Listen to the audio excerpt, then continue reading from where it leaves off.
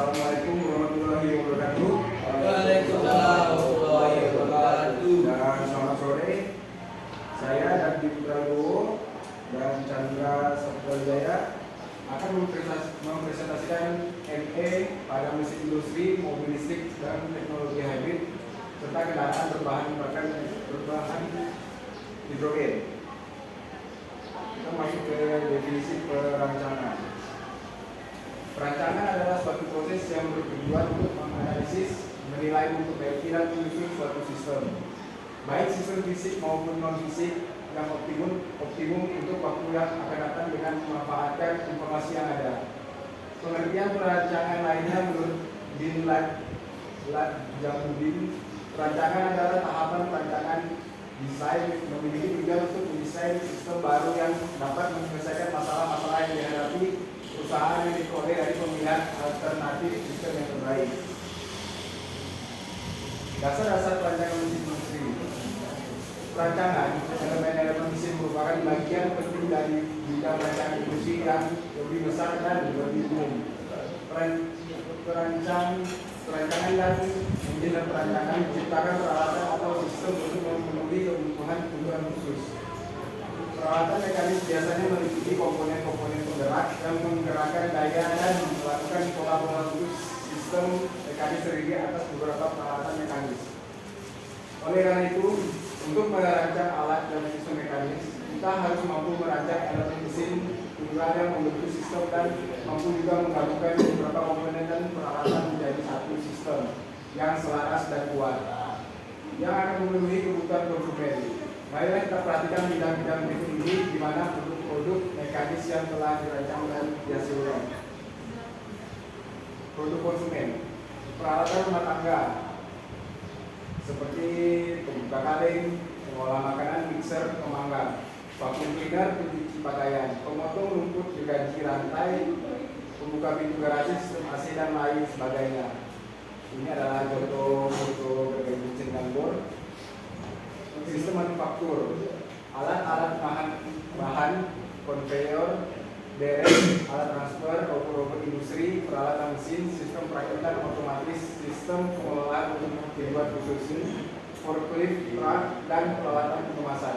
Dari ini contoh ya, sistem konveyor rantai, peralatan pertanian, traktor, alat pemanen, jagung, gandum, tomat, kampas, dan buah-buahan.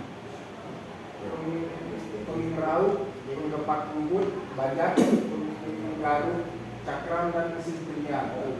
Jadi ini contoh ya. Tujuan, fungsi, syarat perancangan dan kriteria evaluasi. Tujuan akhir dari perancangan industri adalah untuk menghasilkan produk yang bermanfaat yang memenuhi keinginan konsumen dengan pembuatan yang cukup aman, efisien, andal, ekonomis, dan praktis dalam proses perancang suatu produk.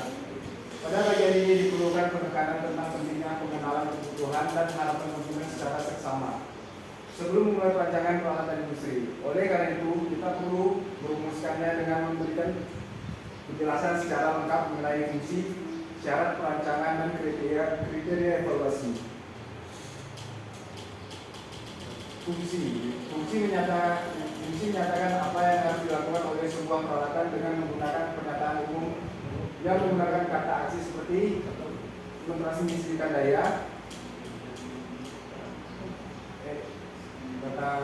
untuk menyangga suatu beban, untuk mengangkat peti kayu, atau untuk mentransmisikan daya. Contoh dari daftar fungsi dari penurunan kecepatan untuk menerima daya dari mesin traktor melalui poros yang berputar, untuk mengirimkan daya melalui elemen-elemen dengan mengurangi kecepatan putaran pada nilai yang diinginkan, untuk mengirimkan daya pada kecepatan yang lebih rendah ke poros keluaran yang menggerakkan roda-roda traktor.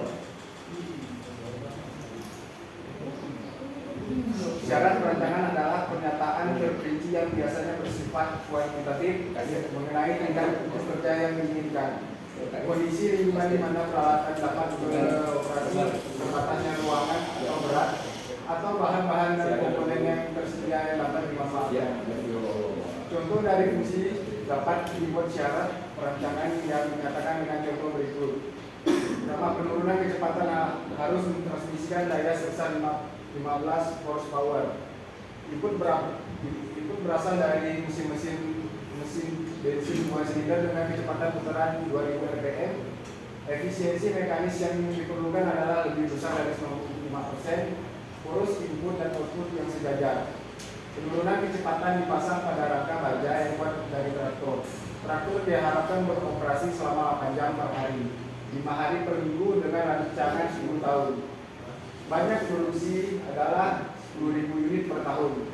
Semua standar keamanan dari pemerintah dan industri harus terpenuhi. Kriteria evaluasi adalah pernyataan kualitatif yang diharapkan dari perancangan yang membantu perancangan dalam menentukan alternatif perancangan yang terbaik berupa perancangan yang memperbesar manfaat dan meminimalkan kerugian. Contoh-contohnya berikut ini: keamanan dan unjuk kerja, kemudahan dalam pembuatan dan operasi, kemudahan perbaikan dan penggantian komponen, biaya awal pengoperasian dan perawatan yang murah, ukuran yang kecil dan berat yang rendah, kemisingan dan getaran yang rendah serta operasi yang halus atau besar. Penggunaan bahan yang siap sedia dan komponen yang siap beli. Penampilan yang menarik dan tepat untuk diaplikasi. Kebanyakan perancangan dilakukan melalui satu siklus kegiatan. Mobil listrik. Mobil listrik adalah mobil yang digerakkan dengan motor listrik menggunakan energi listrik yang disimpan dalam baterai atau tempat penyimpanan energi lainnya. Energi listrik dapat diperoleh dari media jala-jala PLN ataupun media lainnya. Dalam hal ini adalah dengan cara memanfaatkan panas matahari yang kemudian akan dikonversi menjadi energi listrik. Di era globalisasi seperti ini tentunya sangat efektif sebab dapat mengurangi polusi udara yang bisa mengganggu sistem pernapasan manusia serta mengurangi penggunaan BBM sehingga ketergantungan untuk mengimpor minyak dari luar negeri pun berkurang. Pengertian motor listrik BLDC. Mobil listrik adalah mobil yang digerakkan dengan motor listrik, maka dipilihlah motor listrik jenis BLDC. Motor DC tanpa sikat yang mempunyai torsi yang besar dan untuk mengaktifkannya tidak membutuhkan sumber listrik yang besar. Selain itu, motor ini dipilih karena efisiensi yang tinggi, suaranya halus, ukurannya kompak, keandalan yang tinggi dan perawatannya rendah. Pengertian BLDC, motor brushless direct current motor, adalah suatu jenis motor sinkron, artinya medan magnet yang dihasilkan oleh stator dan medan magnet yang dihasilkan oleh rotor berputar di frekuensi yang sama. BLDC motor tidak mengalami slip, tidak seperti yang terjadi pada motor induksi biasa. Motor jenis ini mempunyai permanen magnet pada bagian rotor, sedangkan elektromagnet pada bagian statornya. Dalam hal ini, motor BLDC setara dengan motor DC dengan komutator terbalik, di mana magnet berputar sedangkan konduktor tetap diam. Dalam komutator motor DC, polaritas ini diubah oleh komutator dan sikat. Namun, dalam brushless motor DC, pembalikan polaritas dilakukan oleh transistor switching untuk mensinkronkan dengan posisi rotor. Oleh karena itu, BLDC motor sering menggabungkan baik posisi sensor internal atau eksternal untuk merasakan posisi rotor yang sebenarnya, atau posisi dapat dideteksi tanpa sensor. Ini foto konstruksi motor BLDC. Lanjut, konstruksi BLDC motor. Seperti pada gambar sebelumnya, motor BLDC memiliki dua bagian utama, rotor bagian berputar dan stator bagian stasioner. Bagian penting lainnya dari motor adalah gulungan stator dan magnet rotor. Pengertian rotor adalah bagian pada motor yang berputar karena adanya gaya elektromagnetik dari stator, di mana pada motor DC brushless bagian rotornya berbeda dengan rotor pada motor DC konvensional yang hanya tersusun dari suatu buah elektromagnet yang berada di antara brushless sikat yang terhubung pada dua buah motor dengan 8 pasang tutup magnet permanen berbentuk persegi panjang yang saling dilekatkan menggunakan semacam epoksi dan tidak ada brushlessnya. Rotor dibuat dari magnet tetap dan dapat desain dari 2 sampai 8 tutup magnet utara atau selatan. Material magnetis yang bagus sangat diperlukan untuk mendapatkan kerapatan medan magnet yang bagus pula. Biasanya magnet ferrit yang dipakai untuk membuat magnet tetap magnet tetap. Tapi material ini mempunyai kekurangan yaitu flux density yang rendah untuk ukuran volume material yang diperlukan untuk membentukkan rotor. Stator adalah bagian pada motor yang diam atau statis, di mana fungsinya adalah sebagai medan putar motor untuk memberikan gaya elektromagnetik pada rotor sehingga motor dapat berputar. Pada motor DC brushless, statornya terdiri dari 12 bitan atau elektromagnet yang bekerja secara elektromagnetik, di mana stator pada motor DC brushless terhubung dengan 3 buah kabel untuk disambungkan pada rangkaian kontrol. Sedangkan pada motor DC konvensional, statornya terdiri dari 2 buah kutub magnet permanen. Sensor Hall adalah komutasi dari motor DC brushless diatur secara elektronik agar motor dapat berputar. Stator harus energize secara pemilikan dan beratur. Sensor hal ini yang berperan dalam mendeteksi pada bagian rotor bagian rotor mana yang energize oleh flux magnet, sehingga proses komutasi yang berbeda 6 step komutasi dapat dilakukan oleh stator dengan tepat karena sensor hal ini dipasang menempel pada stator. Untuk estimasi posisi rotor, motor ini dilengkapi dengan 3 sensor hal yang ditempatkan setiap 120 derajat L. Dengan sensor ini ada 6 komutasi yang mungkin berbeda yang terlihat pada gambar dari tiga pergantian fase power supply tergantung pada nilai-nilai sensor hal dengan perubahan kumparan. Ini dia fotonya sensor hal sinyal untuk rotasi kanan. EQ adalah suatu proses kimia listrik di mana pada saat pengisian charge energi listrik diubah menjadi kimia, dan saat pengeluaran discharge energi kimia diubah menjadi energi listrik. Dalam hal ini adalah aki mobil motor permainan, terdiri dari sel-sel di mana tiap sel memiliki tegangan sebesar 2 volt. Artinya aki mobil dan aki motor yang memiliki tegangan 12 volt terdiri dari 6 sel yang dipasang secara seri. 12 volt sama dengan 6 kali 2 volt. Sedangkan aki yang memiliki tegangan 6 volt memiliki 3 sel yang dipasang secara seri. 6 volt sama dengan 3 kali 2 volt. Ini contoh gambarnya, aki 12 volt, aki 6 volt. Antara satu sel dengan sel lain dipisahkan oleh biji penyekat yang terdapat dalam graf EQ. Artinya tiap ruang pada sel tidak berhubungan, karena itu cairan elektrolit pada tiap sel juga tidak berhubung. Seiring teknologi yang kian maju, perkembangan mobil listrik semakin meningkat, kinerja serta keramahan lingkungannya. Pengisian pada daya baterai tidak lagi memakai sumber listrik yang disuplai dari perusahaan listrik. Pengisian daya bisa menggunakan energi alternatif yang bersumber dari alam.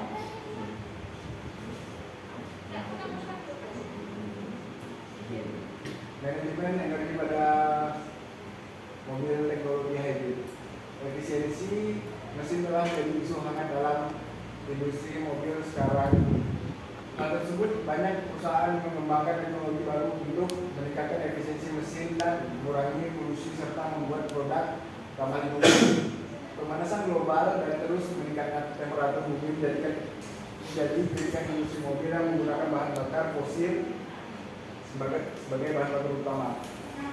Lebih dari itu, industri mobil bertanggung jawab atas perubahan iklim dan efek polusi.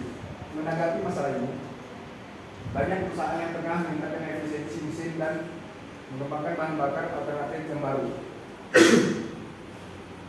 Pengenalan teknologi mobil hybrid.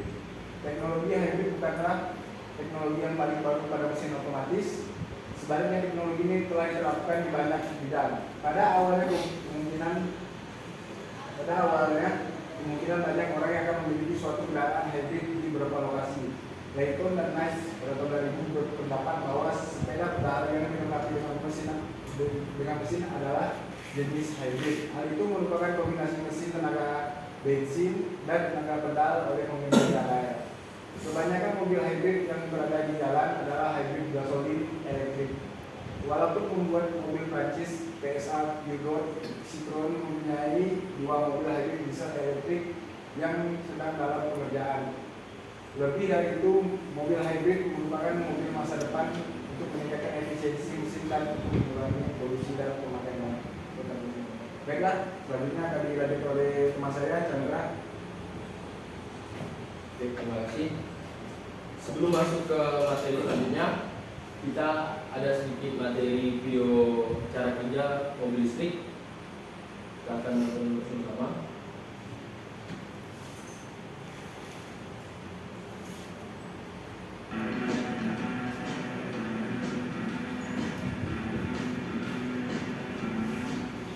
Halo semua, selamat datang di channel Auto Shifter. Di video ini saya akan membahas tentang mekanisme dan kerja mobil listrik. Seperti apa detailnya? Simak video ini sampai selesai. Untuk lanjutkan videonya, minta waktunya 2 detik saja guys untuk klik subscribe dan tekan tombol loncengnya. Dan kamu akan mendapatkan update informasi soal otomotif hanya di Auto Shifter. Mobil listrik dapat diartikan sebagai kendaraan yang sepenuhnya atau sebagian tenaganya digerakkan secara elektrikal, yang basis tenaganya bersumber pada baterai yang bisa diisi ulang. Energi listrik yang dihasilkan oleh baterai mampu menggerakkan motor listrik sehingga kendaraan bisa berjalan. Inovasi kendaraan listrik sebenarnya sudah dikenal sejak akhir abad ke-19 hingga awal abad ke-20. Sebab dalam sejarahnya, mobil listrik pertama kali diproduksi sekitar tahun 1880 guys. Namun kalah saing dengan kendaraan yang menggunakan bahan bakar karena tergolong lebih murah untuk diproduksi secara massal sehingga jauh lebih populer. Perkembangan teknologi ditambah dengan semangat memperbaiki produksi dan iklim membuat sejumlah negara berlomba-lomba untuk memproduksi kendaraan listrik belakangan ini. Hal ini ditandai dari tingginya kemampuan produksi untuk menjawab permintaan konsumen. Dipacu oleh Elon Musk dengan Tesla-nya, mobil listrik saat ini semakin populer. Ada banyak hal yang harus dipersiapkan untuk elektrifikasi kendaraan. Salah satunya adalah edukasi terkait cara kerja dan tingkat keamanan mobil listrik sendiri. Di Indonesia, Perpres nomor 55 tahun 2019 diterapkan bukan hanya pada penguatan aspek produksi dan infrastruktur saja, namun mencakup edukasi terhadap masyarakat untuk memahami cara kerja mobil listrik dan aspek keamanannya. Oleh karena itu, penting untuk disimak mekanisme kerja mobil listrik sebagai tren kendaraan masa kini yang ramah lingkungan. Komponen dasar mobil listrik. Sebelum pembahasan cara kerjanya, kita bahas dulu komponen-komponen dasar dari mobil listrik yang tidak ada pada mobil konvensional. Pertama, motor listrik yang berguna sebagai pengganti mesin konvensional, yaitu untuk menghasilkan tenaga mekanis dan menggerakkan roda mobil. Kedua, baterai. Fungsinya jelas sebagai pengganti bahan bakar minyak, yaitu sumber energi untuk menghasilkan energi listrik dan menggerakkan motor listrik. Sama seperti perangkat elektronik lainnya, baterai pada mobil listrik butuh untuk discharge ketika energi listriknya habis. Ketiga, inverter. Inverter ini berfungsi untuk mengubah arus keluaran dari baterai yang berupa arus DC atau direct current menjadi arus AC alias alternating current yang diperlukan oleh motor listrik. Jadi, inverter terletak di antara baterai dan motor listrik. Keempat, controller berfungsi sebagai pengatur kerja keseluruhan sistem pada mobil listrik. Pada sistem kendaraan listrik sederhana misalnya, controller ini berbentuk modul, sedangkan pada kendaraan listrik yang lebih modern, controller dapat berupa komputer canggih yang dapat mengontrol segala aspek dari mobil listrik. Mekanisme dan cara kerja mobil listrik. Nah, sekarang bagaimana komponen-komponen elektronik tersebut bekerja di sebuah mobil? Secara umum, cara kerja mobil listrik adalah seperti ini guys. Ketika pedal pada mobil ditekan, maka controller membaca input dan akan mengambil serta mengatur daya listrik dari baterai. Dengan pengaturan dari controller, daya listrik dari baterai diolah oleh inverter, kemudian mengirimkan sejumlah energi listrik ke motor listrik sesuai dengan kedalaman tekanan pada pedal yang dibaca oleh controller. Selanjutnya motor listrik mengubah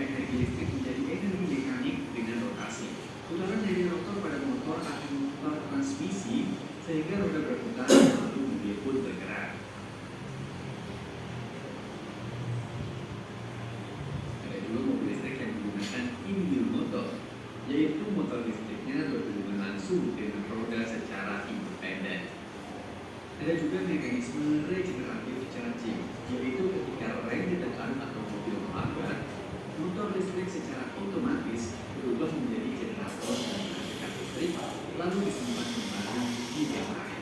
Yes, prinsip kerja mobil listrik itu sesederhana itu guys. Tapi tunggu dulu, prinsip kerja tersebut hanya berlaku pada mobil listrik berjenis BEV alias Battery Electric Vehicle. Lalu, emang ada berapa jenis mobil listrik ya? Oke, ini dia, jenis-jenis mobil listrik. Secara garis besar, sampai sekarang mobil listrik itu ada 4 jenis guys, yaitu Battery Electric Vehicle atau BEV,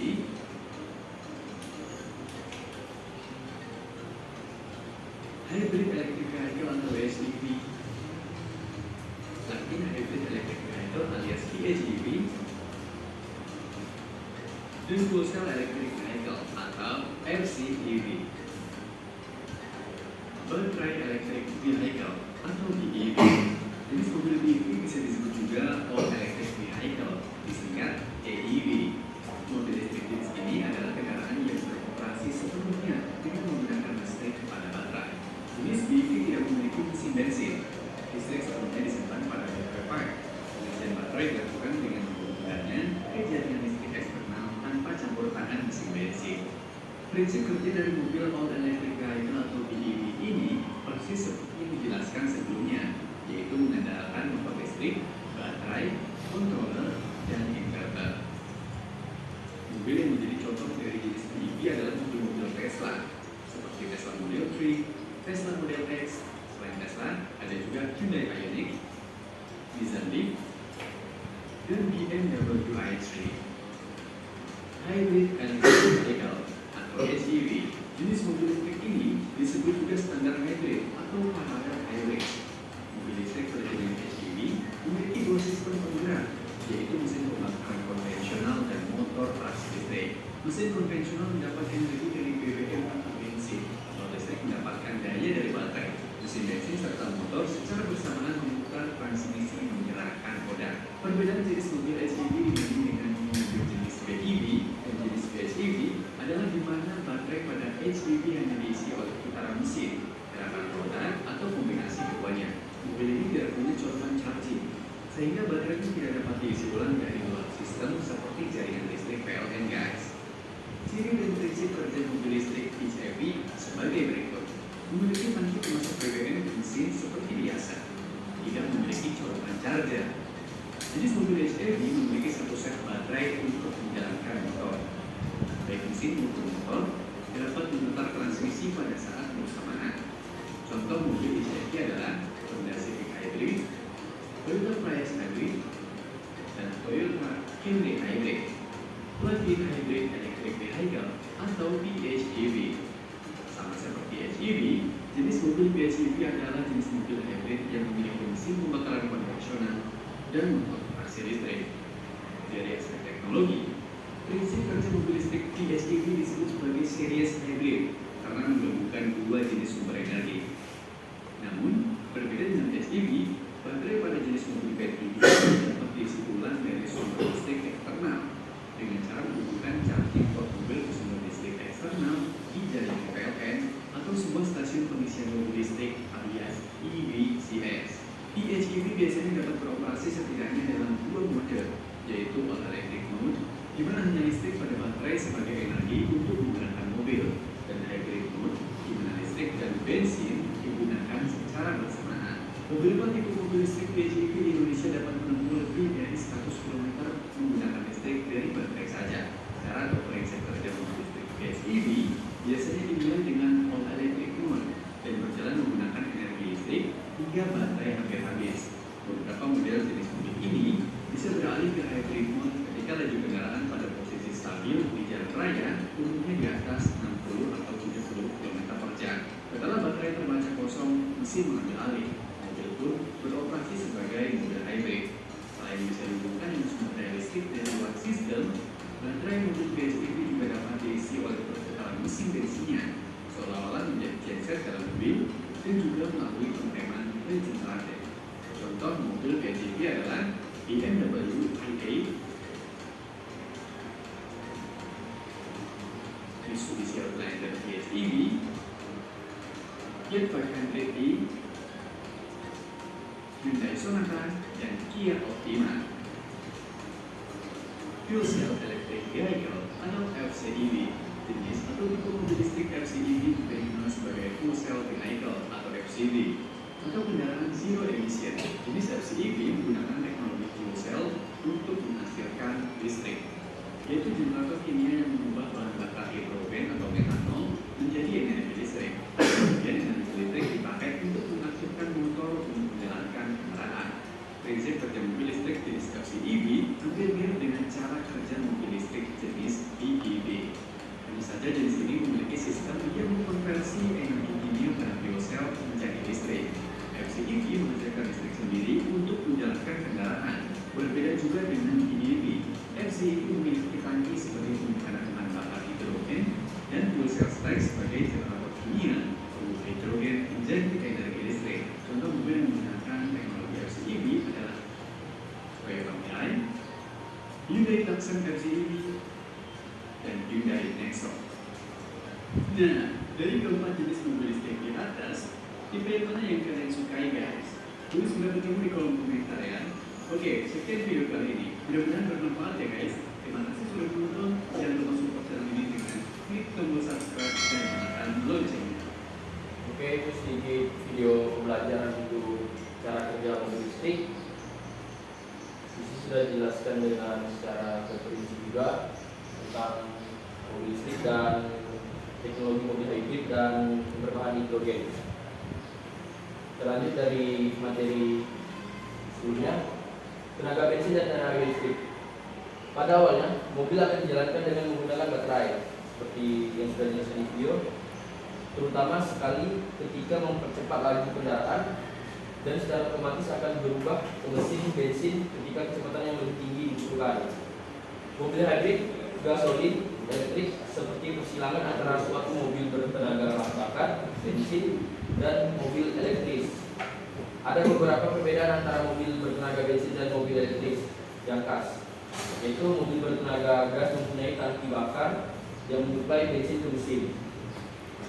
Mesin kemudian memutar transmisi yang memutar roda.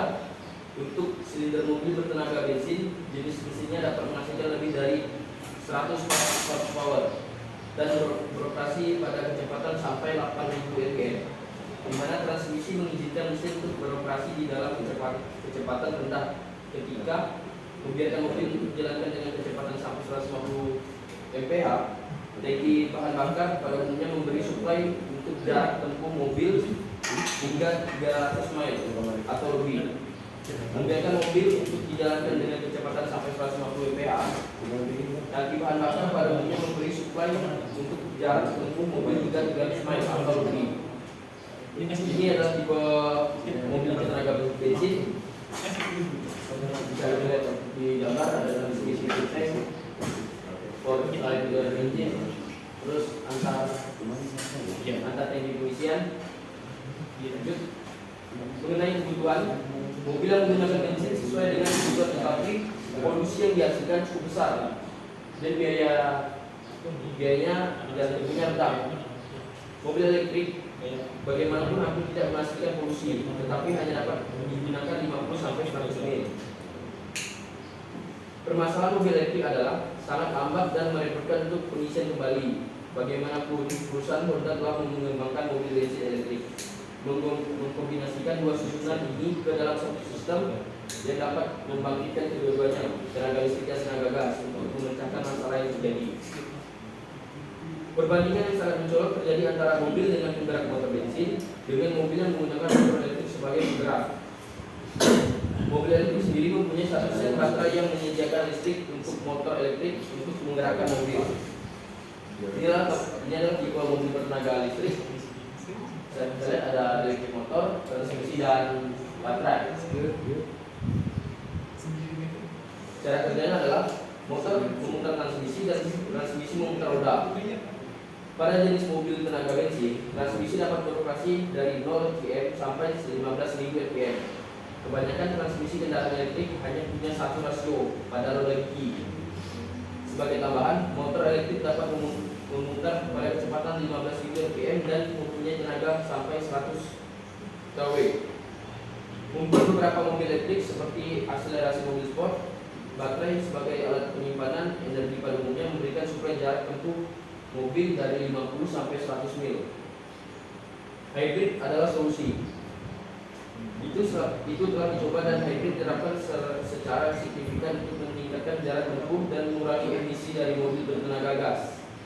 Saat mobil elektrik melakukan perjalanan dekat atau jauh, ini berarti ketika kecepatan lebih tinggi diperlukan mobil akan berjalan dengan mesin bensin.